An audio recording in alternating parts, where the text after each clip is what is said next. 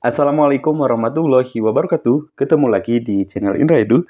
Nah, dalam kesempatan kali ini kita akan belajar bersama lagi, yaitu materi Ilmu Pengetahuan Sosial kelas 7 SMP MTS Sederajat. Adapun pembahasannya itu adalah bagian B, aktivitas kegiatan ekonomi. Nah, seperti biasa, sebelum kita lanjut kepada pembahasan, mari subscribe terlebih dahulu, like, komen, dan boleh share kepada rekan-rekannya supaya kita semua bisa mendapat manfaat yang lebih banyak lagi. Nah, aktivitas kegiatan masyarakat yang terjadi di berbagai daerah Indonesia tentunya tidak akan lepas dari aktivitas kehidupan masyarakat pada masa lalu. Nah, adapun tujuan pembelajarannya dalam pertemuan kali ini, peserta didik diharapkan mampu memahami yang pertama, aktivitas kehidupan masyarakat masa lalu. Yang kedua, kegiatan ekonomi. Dan yang ketiga adalah pelaku ekonomi. Mari kita bahas secara bersama-sama. Nah, aktivitas kegiatan ekonomi masyarakat pada saat ini tentunya dipengaruhi oleh kegiatan masyarakat pada masa lalu. Kegiatan ekonomi diantaranya ada produksi, ada distribusi, konsumsi, serta pelaku ekonomi. Aktivitas kegiatan masyarakat yang terjadi di berbagai daerah Indonesia tidak lepas dari aktivitas kehidupan masyarakat masa lalu. Kehidupan masyarakat masa lalu ini membentuk kebiasaan dan kebudayaan tersendiri bagi masyarakat sekitar.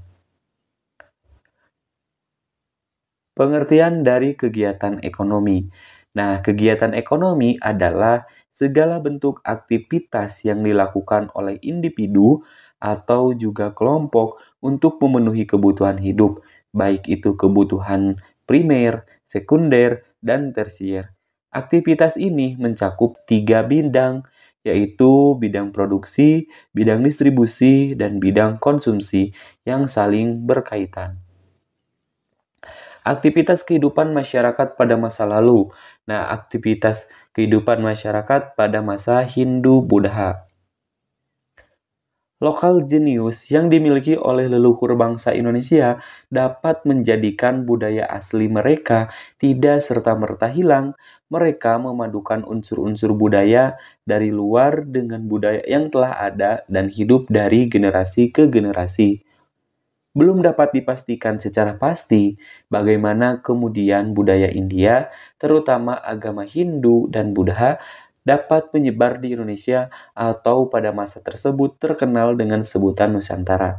Namun, kalian dapat memahami proses penyebaran dan perkembangannya budaya India melalui teori-teori dari berbagai ahli sebagai berikut. Teori yang pertama ada teori Brahmana.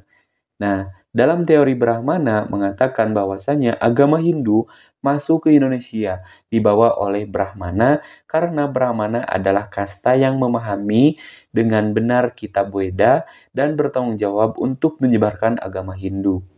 Adapun teori berikutnya adalah teori Waisa. Menurut teori ini, penyebaran budaya India dilakukan oleh pedagang India melalui jalur laut. Perdagangan pada masa itu sedang berkembang karena jalur sutra yang menghubungkan India Tiongkok melalui jalur laut dan melalui wilayah Nusantara.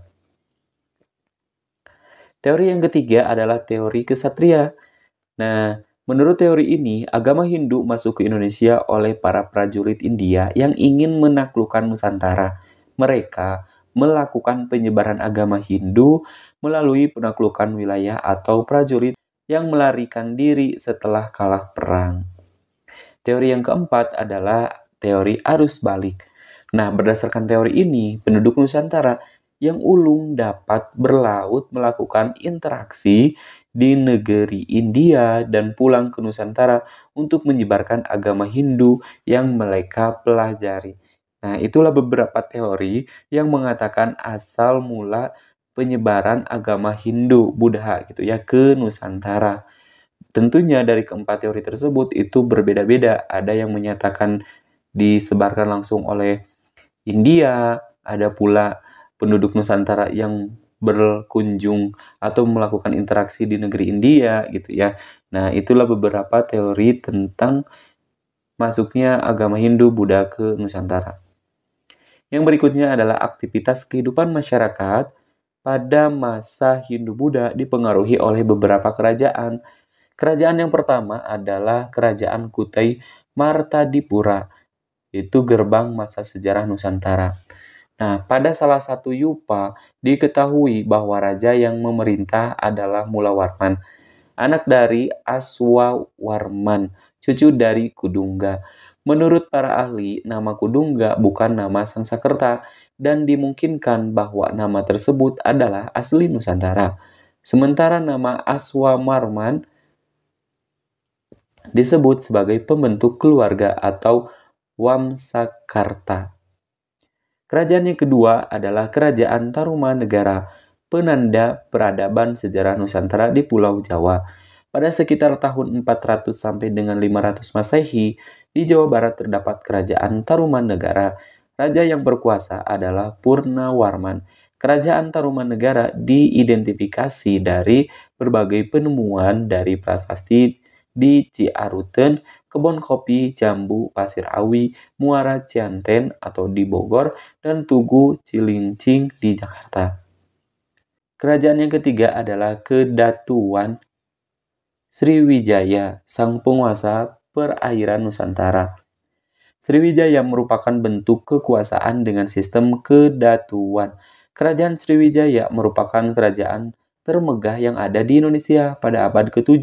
Prasasti Kedukan Bukit pada tahun 605 tahun Saka, 683 Masehi menceritakan perjalanan suci yang dilakukan oleh Daputra Hyang dengan perahu. Kerajaan yang keempat adalah Kerajaan Mataram kuno, nuansa kemewahan peradaban Nusantara di Pulau Jawa. Di Kerajaan Mataram terdapat dua wangsa, yaitu Sanjaya dan Sailendra, yang memperebutkan kekuasaan. Pada pertengahan abad ke-9, kedua wangsa bersatu dengan perkawinan Rakai Pikatan dan Pramodawardhani, yaitu raja putri dari keluarga Sailendra.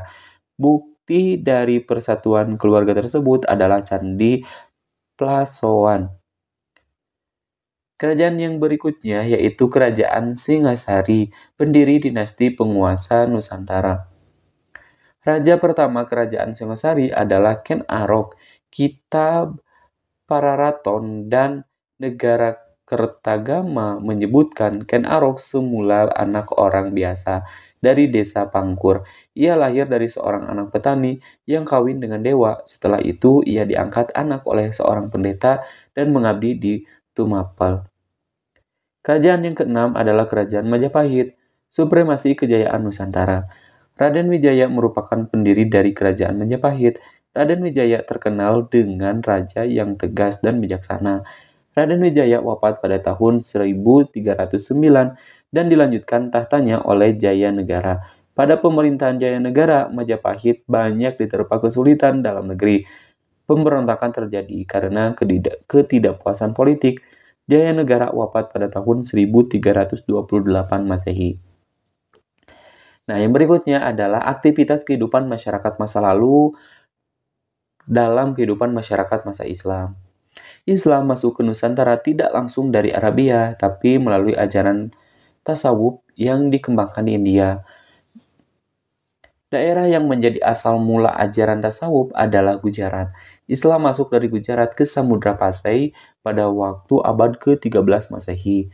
Islam juga didukung oleh beberapa metode atau beragam metode yang digunakan sebagai media dakwah untuk menyebarkan agama Islam. Berbagai media dakwah untuk penyebaran Islam adalah sebagai berikut. Yang pertama adalah melalui perdagangan. Para pedagang Muslim yang menetap di sekitar pelabuhan untuk membentuk perkampungan Muslim, perdagangan merupakan jalan dakwah pertama yang menjadi awal mula masuknya Islam ke Indonesia. Yang kedua adalah melalui pernikahan. Metode pernikahan dilakukan dengan cara seorang yang telah memeluk agama Islam melakukan pendekatan kepada raja atau bangsawan atau keluarganya untuk dinikahi secara Islam. Selanjutnya yaitu melalui pendidikan. Pendidikan untuk penyebarluaskan agama Islam dilakukan dengan seorang murid atau santri yang berguru pada seorang ulama di pesantren. Kemudian setelah cukup ilmunya dan lulus dari pesantren, berdakwah ke daerah asal dan daerah lain yang belum memeluk Islam. Selain pendidikan, yang berikutnya adalah melalui seni budaya.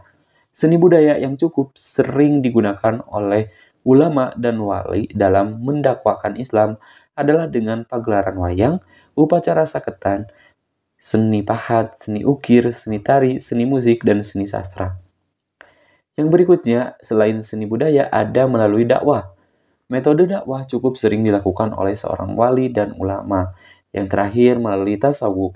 Metode tasawuf juga menjadi strategi dakwah yang efektif karena sesuai dengan kultur dari peradaban Hindu-Buddha di peradaban sebelumnya.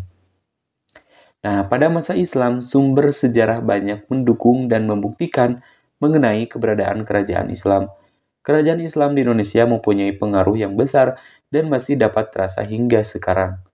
Yang pertama adalah Kerajaan Samudra Pasai, garda terdepan Nusantara. Samudra Pasai merupakan kerajaan Islam yang berada di ujung utara Pulau Sumatera. Sultan pertama dari Kerajaan Samudra Pasai adalah Sultan Malik Al-Saleh. Beliau kemudian digantikan oleh putranya yang bernama Sultan Muhammad yang memerintah pada 1297 sampai dengan 1326. Yang kedua, Kerajaan Aceh Darussalam, yaitu benteng tangguh Islam di Nusantara. Pada masa kejayaan dari Kerajaan Aceh tercapai pada pemerintahan Sultan Iskandar Muda, yaitu pada tahun 1607 sampai dengan 1636 Masehi. Beliau memiliki kekuatan militer yang kuat dan besar. Beliau berhasil menguasai Sumatera sampai daerah Bengkulu dan Kampar.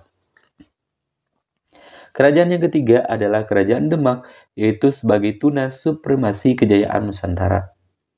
Raden Patah yang memeluk agama Islam memutuskan hubungan dengan Majapahit dan mendirikan Kerajaan Demak, Jepara, Tuban, Gresik, membantu Demak untuk berdiri menjadi kerajaan.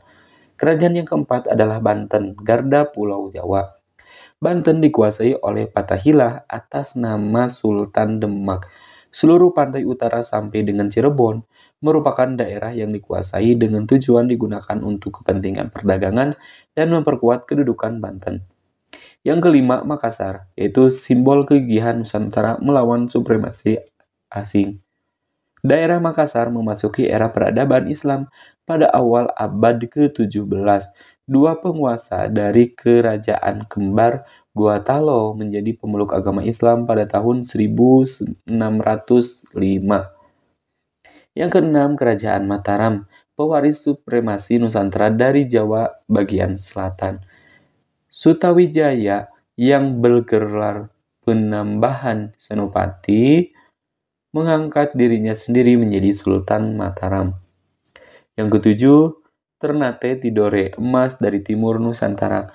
Dua pulau kecil bersebelahan, Ternate dan Tidore, sama-sama bersaing menjadi kekuatan utama di Maluku. Bangsa lain tertarik ke Ternate dan Tidore karena merupakan daerah penghasil rempah yang baik. Yang kedelapan yaitu Kerajaan Banjarmasin, perisai penjajahan di Kalimantan. Pada tahun 1636 Masehi, Kerajaan Banjarmasin telah berpengaruh di Landak, Sambas, Sukadana, Kutawaringin, Mendawai, Pulau Laut, dan seluruh pantai timur termasuk Kutai Pasir dan Berau serta daerah lainnya di Kalimantan. Nah, materi yang kedua yaitu kegiatan ekonomi. Manusia selalu melakukan kegiatan demi memenuhi kebutuhannya. Kegiatan tersebut akan selalu dilakukan karena setiap hari manusia dihadapkan pada situasi kebutuhan yang hampir tidak terbatas, sedangkan ada keterbatasan pada alat pemuas kebutuhan. Dengan demikian, manusia akan melakukan kegiatan ekonomi setiap hari tercukupinya segala kebutuhan. Adapun kegiatan ekonomi yang pertama adalah produksi. Produksi merupakan kegiatan untuk menambah manfaat suatu barang atau menciptakan barang baru untuk memenuhi kebutuhan manusia. Kegiatan ekonomi yang kedua adalah distribusi. Distribusi merupakan kegiatan yang dilakukan untuk menyalurkan barang dari produsen kepada konsumen. Kegiatan produksi tidak akan berguna jika hasil produksi tidak didistribusikan kepada konsumen. Kegiatan ekonomi yang ketiga adalah konsumsi. Konsumsi merupakan kegiatan menghabiskan atau mengurai manfaat suatu barang untuk memenuhi kebutuhannya. Materi yang ketiga adalah tentang pelaku ekonomi. Pelaku ekonomi diantaranya yang pertama ada rumah tangga konsumen. Rumah tangga konsumen merupakan pelaku kegiatan ekonomi yang paling banyak. Rumah tangga konsumen adalah sekelompok masyarakat, baik individu maupun kelompok, yang melaksanakan konsumsi atas hasil produksi, baik barang atau jasa untuk memenuhi kebutuhannya. Pelaku ekonomi yang kedua adalah rumah tangga produsen. Rumah tangga produsen merupakan pelaku kegiatan ekonomi yang menghasilkan barang dan jasa untuk memenuhi kebutuhan masyarakat. Berdasarkan kepemilikan, rumah tangga produsen terdiri dari rumah tangga produsen milik negara dan rumah tangga produsen milik swasta. Pelaku ekonomi yang ketiga adalah rumah tangga pemerintahan. Pemerintah berperan sebagai konsumen serta produsen dalam kegiatan ekonomi. Pemerintah melakukan kegiatan konsumsi dalam rangka membelanjakan pendapatan negara berupa belanja rutin dan belanja pembangunan untuk kepentingan rakyat. Pelaku yang keempat adalah masyarakat luar negeri. Setiap negara bekerja sama dengan negara lain melalui kegiatan ekspor dan impor untuk memenuhi kebutuhannya. Ketergantungan inilah yang mengharuskan antar negara untuk menjaga hubungan baiknya. Sekian dan terima kasih. Sampai jumpa di video berikutnya. Semoga bermanfaat. Kami akhiri. Assalamualaikum warahmatullahi wabarakatuh.